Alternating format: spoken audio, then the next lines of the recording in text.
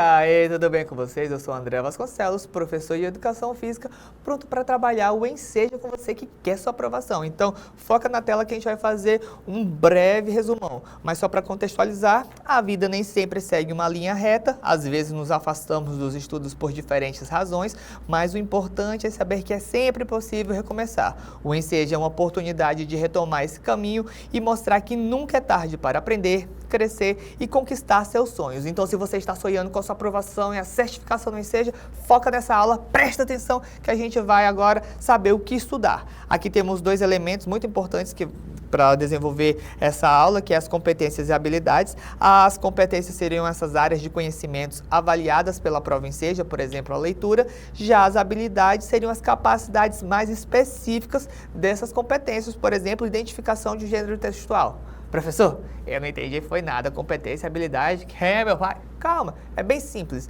Entenda aqui, se eu disser, eu preciso pregar um prego na parede. Preciso pregar um prego na parede, beleza. O que eu preciso? Que competência? Eu preciso saber manusear ferramentas. Mas, qual a habilidade específica? Se eu tenho que pregar um prego na parede, o ideal seria a utilização de uma ferramenta adequada. Então, seria o manuseio de um martelo.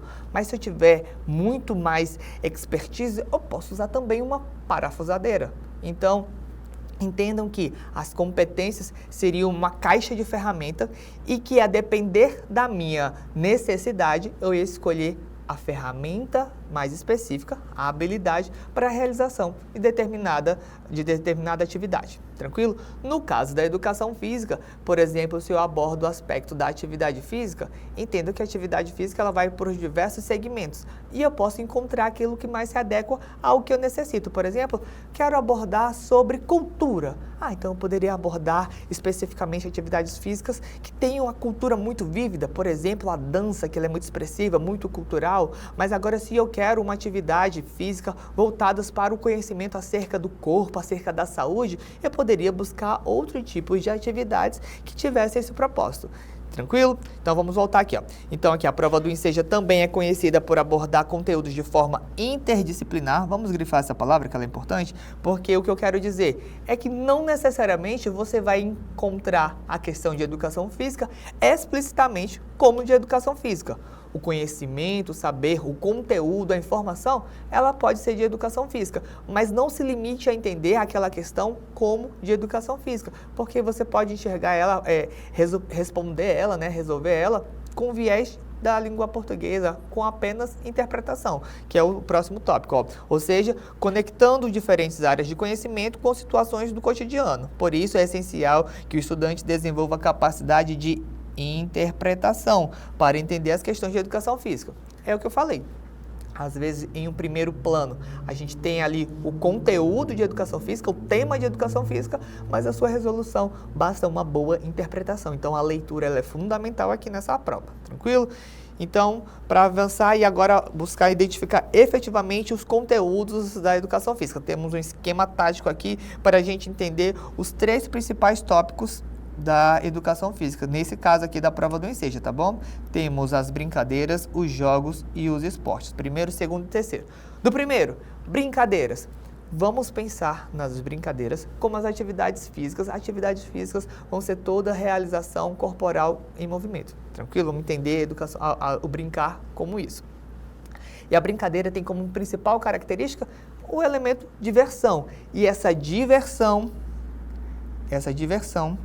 ela vai ter um atributo muito identitário, que é acerca da ludicidade. Entender a ludicidade como um elemento em que o indivíduo, ele aprende, ele se realiza de forma livre, espontânea, natural, brincando, se divertindo. Então, a principal característica que a gente fosse entender ou definir a brincadeira, atividade relacionada à ludicidade.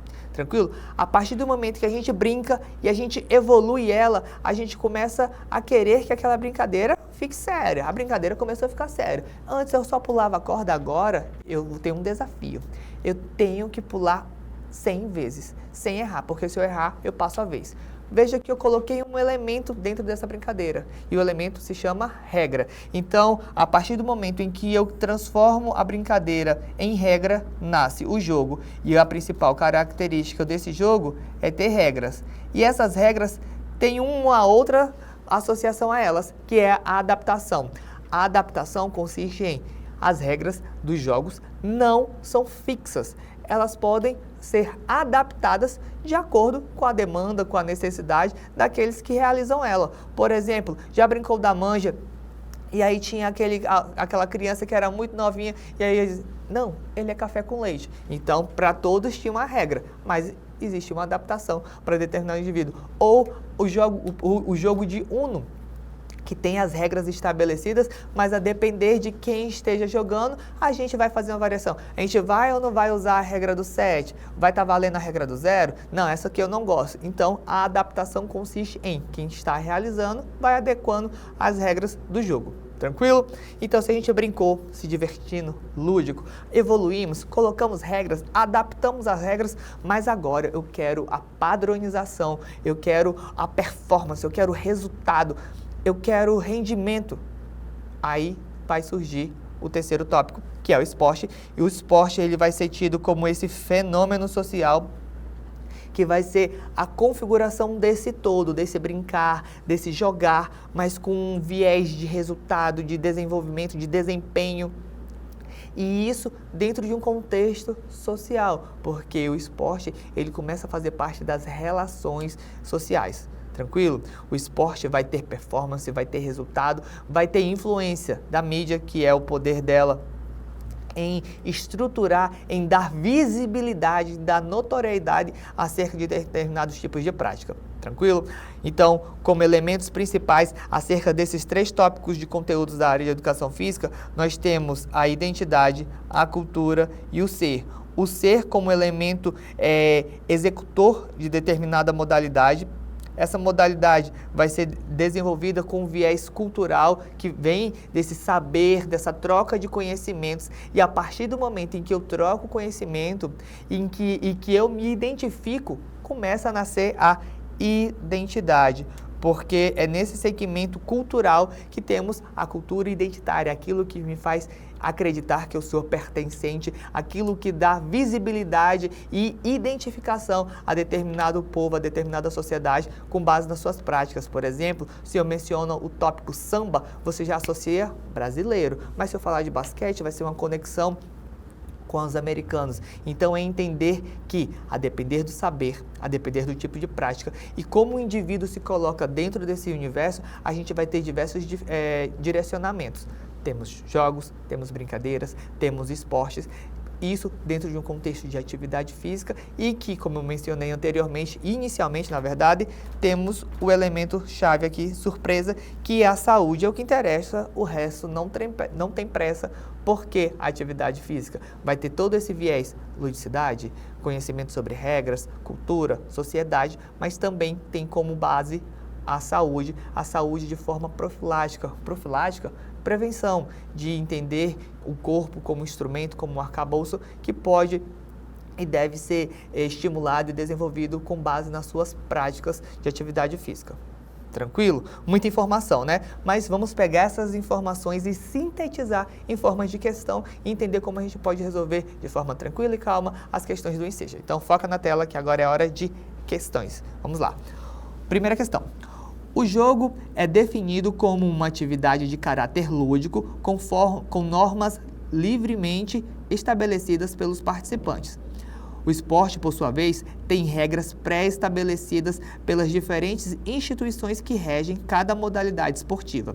Na maior parte das vezes, o esporte requer esforço físico dos participantes, mas isso não é regra. Considerando as diferenças entre jogo e esporte expostas no texto, um campeonato municipal de xadrez é um evento classificável como... Temos aqui as alternativas, mas vamos lembrar de aqui um tópico, já temos até aqui, ó, temos o tópico da ludicidade, da adaptação e da performance. Aqui está perguntando sobre jogos, vamos colocar o J, versus esportes. Tranquilo? Então a gente tem que lembrar, qual é a principal característica de um jogo? Bom, eu sei que o jogo é uma brincadeira que evoluiu, e aí, a partir do momento que ela evoluiu porque eu tive que colocar regras. Mas essas regras eu posso mudar, eu adapto elas. Então, vamos colocar as características dos jogos, são regras adaptadas. Ignora a letra. Já o esporte, ele não tem regra? Claro que o esporte tem regra. Fulano cometeu falta, mas o que é que caracteriza principalmente o esporte? É essa padronização, é essa regulamentação. Existe regra, mas no caso do jogo, eu consigo adaptar. Já no caso do esporte, essa adaptação, ela só vai ser moldada de acordo com o campeonato onde estiver acontecendo. Mas a regra, a padronização, ela é fidedigna. Então, como característica do esporte, temos a padronização. Padronização, tá bom? Enfim, então vamos ver as alternativas que vai dar esse direcionamento de entender que o jogo eu adapto a regra, o esporte vai ser essa execução de fato. Então vamos lá, alternativas. Alternativa A, esporte, vamos ver novamente aqui qual é o comando. Ó. Considerando as diferenças entre jogo e esportes expostas no texto, um campeonato municipal de xadrez é um evento classificável. A gente quer saber o xadrez. Vai ser um evento de quê? Esporte, pois possui regras institucionalizadas. Muito interessante. Alternativa B, jogo, pois não requer esforço físico. É uma característica do jogo não ter esforço físico? Não, porque, por exemplo, eu mencionei aqui pular a corda, um exemplo, e requer esforço físico. Então, não é uma característica. Já vamos eliminar essa alternativa. Alternativa C, modalidade esportiva, pois envolve mais de um participante. Não mencionamos, mas você já deve saber. O esporte, ele necessariamente é praticado de forma coletiva? Não, porque existe o esporte individual e esportes coletivos. Então, não tem como essa aqui ser uma alternativa correta. E a alternativa C, D, atividade lúdica, pois não prevê competitividade. De quem é o atributo ludicidade? Vamos lembrar aqui, só grifar rapidão, ludicidade é brincar. Então, como gabarito, temos a alternativa A. Lembrando, só recapitular, jogo, regra adaptada, futebol, o esporte no caso, regras padronizadas, institucionalizadas, e o brincar, essa associação com a ludicidade. Vamos para mais uma, rapidão, vamos lá. Existe uma indústria que comercializa o fitness. O Brasil é o segundo maior mercado de academias no mundo, com um número maior de 23 mil unidades registradas na Associação Brasileira de Academias, ficando atrás somente dos Estados Unidos. Esse é um mercado próspero e lucrativo, alimentado pelo compartilhamento das rotinas relativas à prática de exercícios e alimentação saudável através das redes sociais. O crescimento no número de academias do Brasil é decorrente do quê? Vamos ler só o comando, vamos ver o que apenas a questão quer saber. A questão quer saber, o crescimento no número de academias no Brasil é decorrente do quê? Vamos fazer uma interpretação acerca da sua realidade, do contexto social. Você vê as pessoas praticando mais atividade física, existem pessoas indo mais para a academia. O que é que motiva as pessoas estarem realizando mais atividade física? Veja que aqui a gente já está fazendo uma correlação da atividade física voltada para o seu aspecto da saúde, do direcionamento, do porquê é importante fazer atividade física. Então, aqui nas nossas palavras-chave, nós temos o tópico da saúde, o tópico da qualidade de vida e do mundo fitness, que seria esse universo em que eu realizo atividade física para ter uma vida direcionada para a saúde, às vezes com viés estético, é um tópico relevante a gente apontar, mas que aqui tem como um pano de fundo, foca na tela, por favor, as redes sociais. Entender como é que os indivíduos influenciam as práticas e os comportamentos do ser humano. Tranquilo? Vamos ver a alternativa que consegue responder melhor o nosso comando. Então, mais uma vez, o crescimento no número de academias no Brasil é decorrente do quê? Cursos acessíveis às diferentes classes sociais. Mais uma vez, o conteúdo, o tema, o assunto principal, educação física. Mas é uma questão de interpretação de texto. Dentro do texto, existe alguma informação que direciona o gabarito para essa resposta? Sabemos que não necessariamente foi isso. Foi lá mencionado que é o segundo maior mercado, ó, segundo maior mercado. É o segundo maior mercado, perde dos Estados Unidos, é próspero, é lucrativo, compartilhamento de rotinas dentro de um contexto das redes sociais. Então, a gente já elimina a questão alternativa A. Alternativa B, conscientização da população na busca por saúde. As pessoas elas estão mais conscientes? Sim, mas foi mencionado isso dentro do texto? Não. Vejam aqui, ó. Esse é um mercado próspero e lucrativo, alimentado pelo compartilhamento das rotinas, as rotinas das redes sociais. Então vejam que é mais relacionado à influência dos influenciadores da rede social no comportamento e não esse almejar por saúde. A saúde nós compreendemos como um elemento primordial para a prática de atividade física dentro daquele contexto de profilaxia, mas entendo que aqui é o contexto da influência, tá bom? Então, eliminamos mais uma alternativa. Alternativa C, influência da mídia na valorização da estética corporal. É basicamente o que nós mencionamos. Como a rede social, como os influenciadores influenciam no comportamento. Provavelmente já temos o gabarito. E a alternativa D, só para a gente finalizar, carência de espaços públicos para a prática de atividade física. As pessoas elas estão procurando mais academia. Então é porque não tem alternativas públicas de atividade? Isso pode ser uma interpretação. Porém, isso é uma sobreinterpretação. Você está excedendo o que não foi apresentado dentro do texto. Então, como gabarito certo, temos a alternativa C. E aí aqui como um tópico relevante seria a influência das redes sociais. Beleza? Então é entender que a depender do tipo de pergunta, você tem um tipo de resposta. Tranquilo? Belezinha?